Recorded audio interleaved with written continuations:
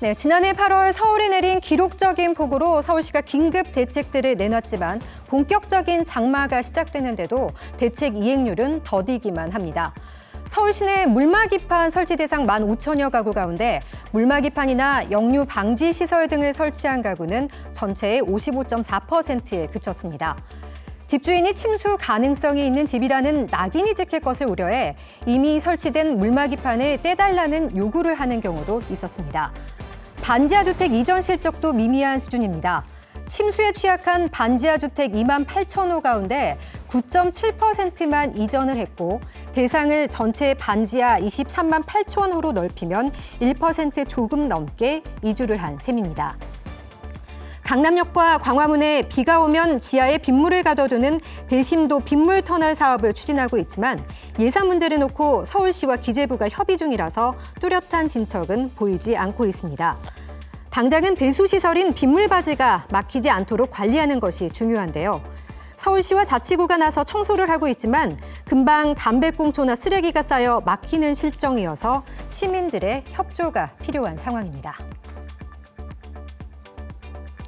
쌍으로 붙어 다니는 러브버그, 옷에 붙어 있거나 차량에 앉아 있는 모습 요즘 심심찮게 볼 수 있는데요. 지난해 서울 은평구와 경기 고양시 등 수도권 서북부 일대에서 기승을 부린 러브버그가 최근엔 서울 곳곳에 출몰하면서 시민들의 불편이 커지고 있습니다. 전문가들은 러브버그가 차량 등에 붙어 다른 지역으로 퍼져나갔을 가능성이 있다고 보고 있는데요. 생존력도 뛰어나 쉽게 번식하는 것으로 보입니다. 민원이 폭주하면서 자치구들도 방역과 방충에 힘을 쏟고 있습니다. 하지만 러브버그가 사람에게 질병을 옮기지도 않고 환경 정화에 도움이 되는 만큼 무차별적인 방충 작업은 생태계를 무너뜨릴 수 있다는 우려가 나옵니다. 살충제를 무차별적으로 살포하면 해충뿐 아니라 다른 이로운 곤충까지 죽이고 또 곤충을 먹고 사는 동물까지 죽게 되는 결과로 이어질 수 있다는 겁니다. 자치구들도 러브버그의 특성을 알리면서 분무기로 물을 뿌리면 떨어진다는 등의 대처법을 공유하고 있습니다. 본격적인 장마가 시작된 가운데 비가 오면 러브버그의 활동이 줄어 개체수가 감소한 것처럼 보일 수 있지만 장마가 끝나고 다시 무더위가 시작되면 개체수가 급증할 가능성이 있습니다. 7월부터는 지하철에서 내렸다가 탈 때 10분 내로 다시 타면 요금을 내지 않아도 됩니다. 서울시가 2호 895선 전 구간과 13467호선 일부 구간에서 10분 내 재승차 시 환승 적용을 한다고 밝혔는데요.